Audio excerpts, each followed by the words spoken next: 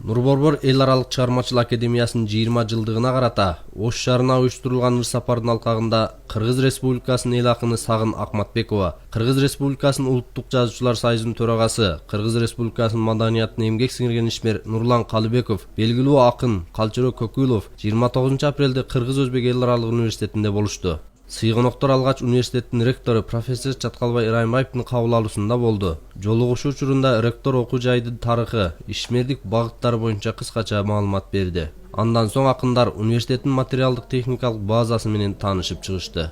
Баягы Оштун илгертен келаткан салтын кылып, меймандостугун кылып, бардык жерде сонун кабыл алып атышат. Айрыкча бүгүн бул жерде да абдан сонун кабыл алышты. Мына азыр момундай залда турабыз.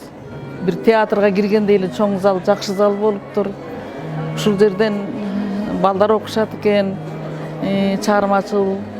Ушулардын арасынан да бир чыгармачыл, бир Айтматовго окшогон, Алыкул Осмоновго окшогон кишилер балким кийинчерээк чыгып калар деген үмүттөмүн. Себеби азыр буларга окушкана керек экен.